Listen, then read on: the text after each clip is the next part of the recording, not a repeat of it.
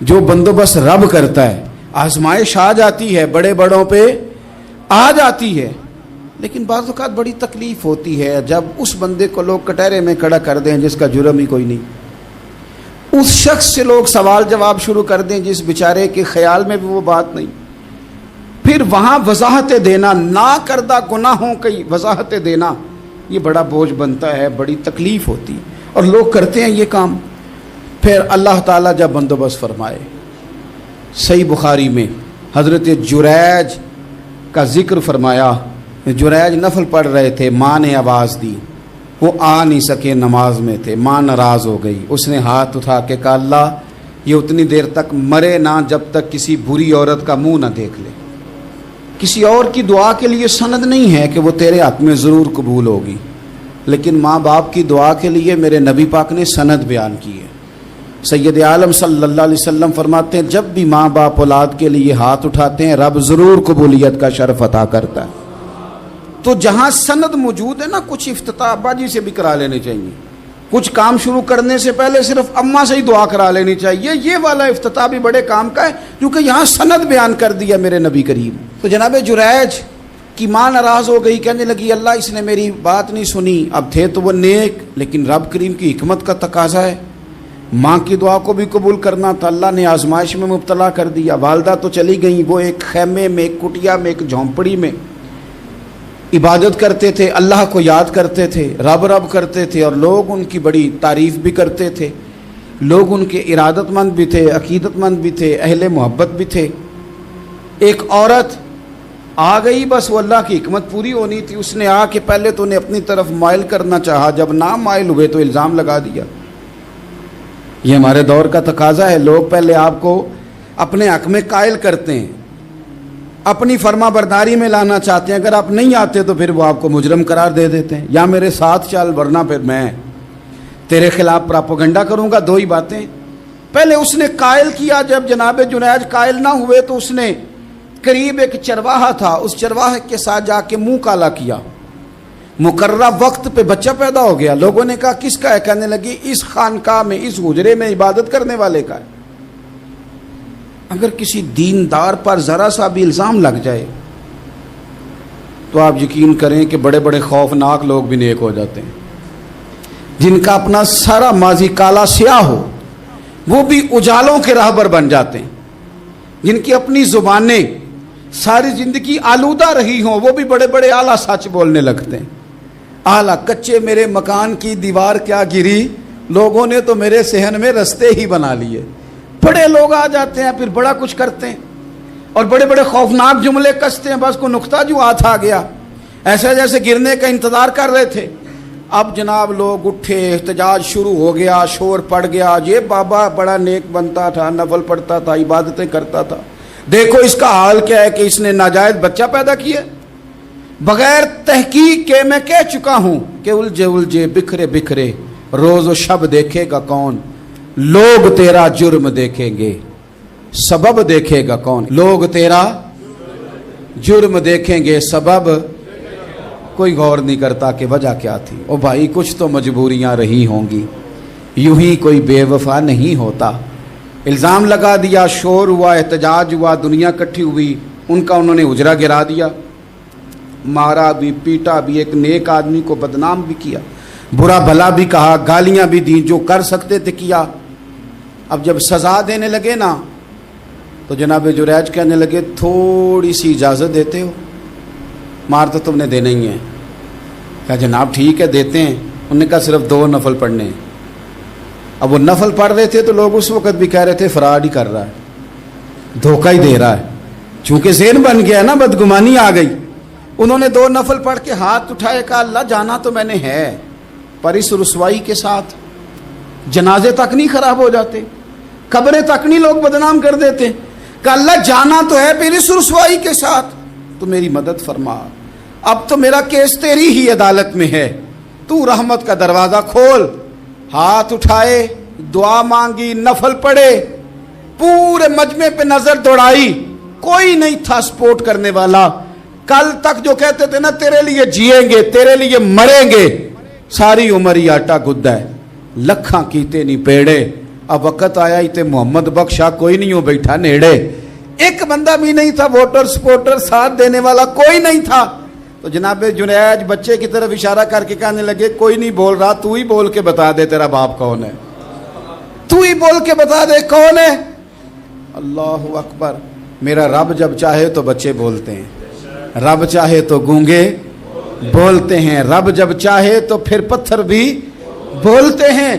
جب کہا نا تو ہی بتا تو بچہ بولا اور بول کے کہنے لگا میرا باپ جریج نہیں, میرا تو وہ ہے جو بکریاں چرانے والا ہے, وہ میرا باپ. جب رب کریم نے توفیق دی تو بچہ بول پڑا.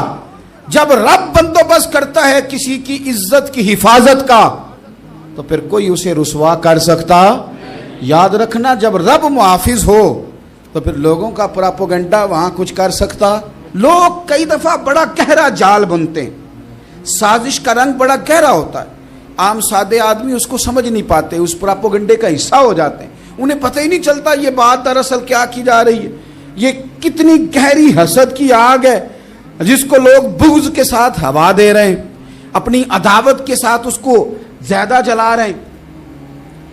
حضرت سیدنا عائشہ صدیقہ رضی اللہ تعالیٰ عنہ بیان کرتی ہیں, اور لطف کی بات یہ بھی بخاری میں موجود ہے. میں نے جناب جنید کا قصہ عرض کیا تو بخاری سے, یہ عرض کر رہا ہوں تو بخاری سے.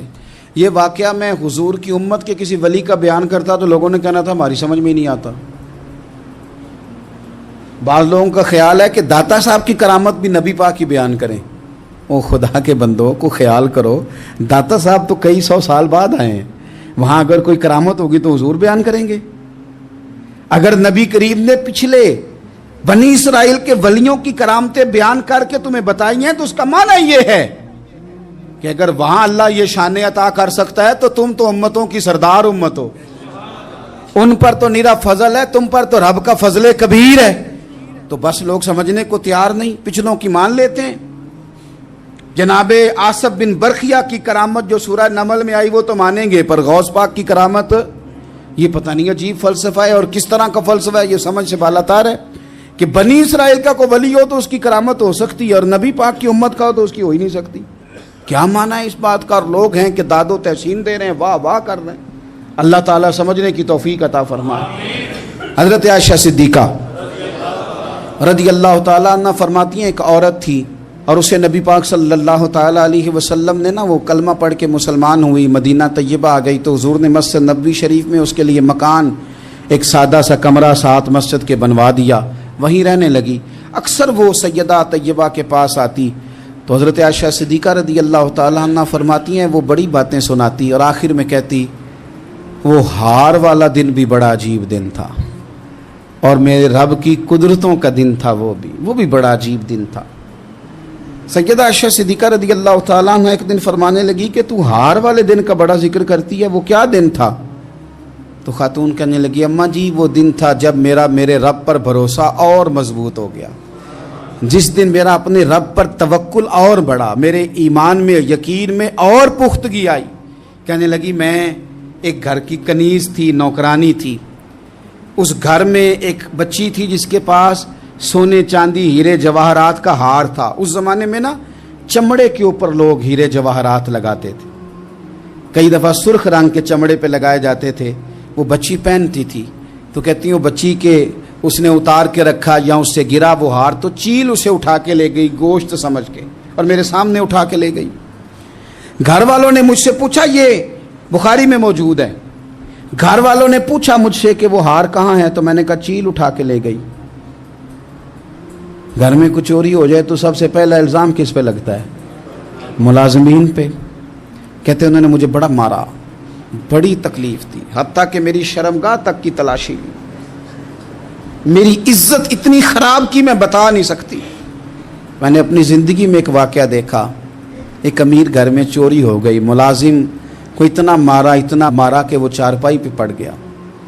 پولیس والوں سے اتنی مار پروائی گئی کہ وہ بیچارہ چارپائی پہ پڑ گیا اور پھر وہ اتنا بیمار ہوا اور کچھ دنوں کے بعد پتہ چل گیا کہ چور تو اپنا بیٹا ہے ان کا. پھر اس کا انتقال ہو گیا. اب وہ سیٹھ صاحب اور گھر والے آ کے مرنے والے کے کان میں معافیاں مانگ رہے ہیں, کان میں. تو میں نے ان سے پھر کہا تھا کہ یہ تو اب چلا گیا ہے، تمہارا زور چلتا تھا نا، تو تم نے قانون خریدا اور تم نے اسے جتنا ہو سکا تم نے اسے مار پڑوائی، تمہارے پاس جو عدالتیں تھیں تم نے وہاں کارروائی کی، اب ایک عدالت قیامت کے دن لگے گی۔ یہ کمزور تھا نا، کچھ کر نہیں سکا۔ میرے نبی پاک صلی اللہ علیہ وسلم نے فرمایا سن لو، اگر سینگ والی بکری نے بغیر سینگ والی بکری کو تکلیف دی ہوگی نا تو قیامت کے دن اسے بھی بدلہ دینا پڑے گا کہ تیرے پاس سینگ تھے اور تو نے اسے مارا تھا۔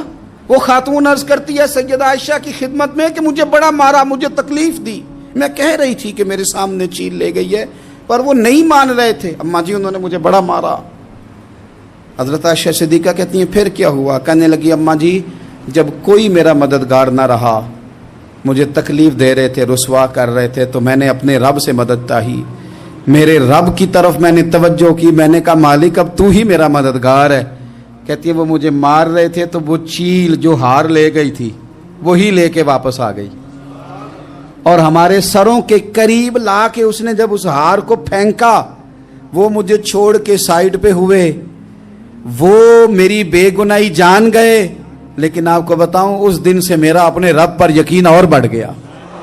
مجھے سمجھ آ گئی کہ جب انسان پورا ٹوٹ جاتا ہے اور جب کوئی چاروں جانب اس کا مددگار نہیں ہوتا تو رب تو ہوتا ہے نا، اللہ تو اس کا مددگار ہوتا ہے نا، وہ تو پھر اپنے اس بندے کی مدد کرتا ہے نا، پھر وہ تو توانائی دیتا ہے نا، وہ تنہا نہیں چھوڑتا، وہ تو آنسوؤں والوں کے آنسوؤں پہ بڑا کرم فرماتا ہے، وہ تو قسم پرسی میں آ جاتا ہے، اس کی رحمت بڑھ کے استقبال کر لیتی۔ تو بھائی جب آپ پر اللہ کی حکمت کے تقاضے پورے ہونے لگیں اور زندگی میں کبھی کوئی ایسا وقت آئے کہ آپ محسوس کریں کہ تنہا رہ گئے ہیں اور کئی اپنے بھی مخالفین کی جماعت میں نظر آنے لگے ہیں، تو اس وقت پھر دل، روح، زبان اور ذہن کو یکجا کر کے سمجھ لینا کہ جب ساری دنیا ساتھ چھوڑ جاتی ہے تو رب کی رحمتیں اس وقت بھی ساتھ رہتی ہیں اور اللہ کی مدد اس وقت بھی بندے پہ کرم نوازی کرتی ہے۔ ایک اور حدیث سنیں، لطف کی بات یہ ہے یہ بھی بخاری میں ہے، یہ بھی واقعہ بخاری میں ہے۔ اللہ اکبر۔ ایک شخص نے نا ایک بندے سے قرض مانگا، اس نے کہا مجھے قرضہ دو، وہ کہنے لگا کہ کتنا قرضہ؟ اس نے کہا 1000 دینار۔ دینار سونے کا ہوتا تھا، درہم چاندی کا ہوتا تھا، 1000 دینار چاہیے۔ اس نے کہا کوئی گواہ ہے تیرے پاس؟ غریب کا گواہ بھی کوئی نہیں بنتا، کبھی الجھ جائے نا کوئی بندہ تو کئی اپنے بھی کہہ دیتے ہیں کہ ہم اس کے قول فعل کے ذمہ دار نہیں ہیں۔ ایک غریب آدمی کو قرض کی ضرورت پڑ گئی، 1000 دینار چاہیے۔ میں کہہ چکا ہوں کہ درہم چاندی کا ہوتا تھا، دینار سونے کا، اب 1000 دینار لینا ہے۔ تو جس بندے سے اس نے کہا، اگرچہ وہ نیک بندہ تھا، اس نے کہا یار 1000 دینار دے دو، تو کہنے لگا کوئی گواہ ہے تیرے پاس؟ وہ کہنے لگا غریبوں کا گواہ کون ہوتا ہے؟ ہاں ایک گواہ ہے۔ کہا کون؟ کہا میرا رب، وہ تیرے اور میرے بیچ گواہ ہے۔ اس نے کہا کوئی کفیل، اگر تو پیسے نہ دے سکے تو وہ بعد میں دے دے، یا تجھے کچھ ہو جائے تو وہ دے دے۔ اس نے کہا کفیل بھی میرا اللہ ہی ہے، میرے پاس اگر ہے تو رب کریم کا نام ہے، اگر اعتماد کر سکتا ہے تو کر لے۔ بندہ نیک تھا، اس نے کہا رب کے نام پہ، رب کی کفالت پہ، اللہ کو گواہ بنا کے میں تیار ہوں تجھے 1000 دینے کو۔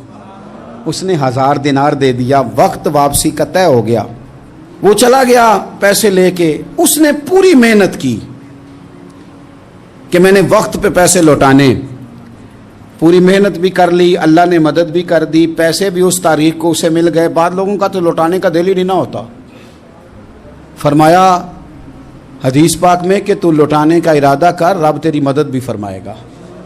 لیکن یہاں بہت سارے لوگ کہتے ہیں خیر ہے، ارادہ ہی نہیں، تو پھر جس طرح کا بندے کا گمان ہو رب بھی اسی طرح کا معاملہ فرماتا ہے۔ اس نے پیسے جمع بھی کر لیے اور واپس دینے کو تیار بھی ہو گیا، لیکن رستہ بحری جہاز کا تھا، کشتی کا تھا، دریا کے رستے واپس آنا تھا۔ اب وہ جب آ گیا دریا کے کنارے تو بڑی کوشش کی، پر وہاں اسے کوئی کشتی نہیں ملی۔ وقت پہ پیسے لوٹانے ہیں، سفر کرنا ہے، اب سواری میسر نہیں ہے۔ سوچ سوچ کے پریشان تھا کہ میں نے تو اللہ کے نام پہ لیے۔ اچانک دل میں ایک تجویز آئی، اس نے ایک لکڑی لی، لکڑی کو اندر سے کھولا، 1000 دینار اس میں بھرا، بخاری پڑھ رہا ہوں، اور ساتھ ایک خط بھی لکھا کہ یار میں پیسے پہنچانا چاہتا تھا پر مجھے کوئی چیز نہیں ملی دریا کے اس پار آنے، اللہ کے نام پر تیری طرف روانہ کر رہا ہوں. اور یہ کہہ کہ وہ لکڑی دریا میں رکھ دی. وہ لکڑی ڈوب گئی ہے، واپس آ گیا. وہ جس نے پیسے لینے تھے وہ عین مقررہ وقت پر دریا کنارے آیا. صبح سے سر شام تک اس نے انتظار کیا. دل ڈھلنے لگا تو دل میں خیال آ گیا کہ یار نہیں، اس نے دینے ہی نہیں، جھوٹا وعدہ کر گیا، پہنچا ہی نہیں وقت پہ. اب جب واپس لوٹنے لگا تو اچانک دریا میں ایک لکڑی تیرتی ہوئی دکھائی دی. کہنے لگا لے جاتا ہوں، شام کو روٹیاں پکانے کے کام آئے گی، ایندھن بنا کے جلا لوں گا، ہنڈیا پک جائے گی. لکڑی اٹھا کے جلانے کے لیے گھر لایا. گمان تھا کہ وہ نہیں آیا وعدہ کر کے، اللہ کو کفیل اور وکیل بنا کے اور گواہ بنا کے پھر بھی نہیں آیا. لکڑی لے کے گھر گیا، بخاری ہے، اور جب اس کو چیرا نہ کہ میں اس کی آگ جلاؤں گا، کھولا تو اندر سے 1000 دینار بھی نکل آیا، خط بھی نکل آیا. اب ذرا سمجھنا، اس کے دل میں بات کس نے ڈالی کہ تو لکڑی میں پیسے ڈال دے؟ اللہ نے. اس بندے کو مقررہ وقت پہ کنارے بھیجا کس نے؟ لکڑی صرف اسی کے ہاتھ آئی تو یہ بندوبست کیا کس نے؟ اللہ نے. گھر جا کے چیری تو پیسے بحفاظت اس تک پہنچائے کس نے؟ تو پھر ہمیں بھی توجہ اللہ کی جانب ہی کرنی چاہیے. ہمارے پہ دل کی توجہ رب کی طرف ہی ہونی چاہیے نا. ہمیں ادھر ادھر جانے کی، دیکھنے کی، بندوں پر غور کرنے کی ضرورت کیا ہے؟ وہ پیسے پہنچ گئے، یہ وہاں اپنی جگہ پہ پریشان تھا. اس نے 1000 دینار اور جمع کیا. پھر دوبارہ ایک دن دریا کنارے آیا، کشتی مل گئی، بیٹھ کے اپنے اس بھائی کے پاس آیا. کہنے لگا دیکھنا مجھ پر بدگمان نہ ہونا، پیسے اس تاریخ کو بھی جمع کر لیے تھے. دریا پہ آیا تھا پر کشتی نہیں ملی تھی. پھر میں نے نا لکڑی میں ڈال کے خط ڈال کے تیری طرف بھیج بھی دیے تھے، لیکن آج میں پھر لے کے آ گیا ہوں. وہ کہنے لگا خوش ہو جا، جس رب کو تو نے میرا اور اپنا گواہ بنایا تھا اس رب نے میرے تک پہنچا بھی دیے ہیں. جب لوگ اللہ کو گواہ بناتے ہیں، رب کی جانب اپنی توجہ کرتے ہیں، اپنی چاہتوں، خواہشات اور اپنی ساری چٹھیاں اپنے رب کریم کی رحمت کی طرف روانہ کرتے ہیں، پھر اللہ اپنے بندوں کو مایوس نہیں کرتا. اللہ اپنے بندوں کو نواز دیتا ہے. اللہ تبارک و تعالیٰ اپنے بندوں پہ کرم نوازی کرتا. او سنگیو، ساری امیدیں سیٹھوں، نوابوں، دنیا داروں سے کیوں وابستہ کرتے ہو؟ ساری توجہات کا مرکز کیوں ان لوگوں کو بناتے ہو جو تمہیں دنیا میں مضبوط نظر آتے ہیں؟ اپنی توجہات کا مرکز اپنے خدا کو بنائیے، اپنے مالک کی جانب اپنی ساری خواہشات کا رخ پھیر دیجئے، اپنی توجہات اپنے رب کی جانب کر لیجئے. وہ اپنے بندوں پہ بڑی کرم نوازی فرماتا ہے. وہ عزتوں کا بھی محافظ ہے، وہ پریشانیوں میں کرم نوازیاں فرمانے والا ہے، وہ ساتھ دینے والا ہے. وہ اس کی رحمت قریب آ کے بندے کو سہارا دیتی ہے. وہ اپنے فضل سے اپنے بندوں کی ہر مشکل میں دستگیری فرماتا ہے. اسیاں سے کبھی ہم نے کنارہ نہ کیا، اور تو نے بھی تو دل آزردہ ہمارا نہ کیا. ہم نے تو جہنم کی بہت کی تدبیر، پر مولا تیری رحمت نے گوارا نہ کیا. عدل کریں تے تھر تھر کمبن، اچیاں شانہ والے تجھے تو فضل کریں تے بخشے جاون. میرے جے منہ کالے، آخر دعوایا ان الحمد للہ رب العالمین.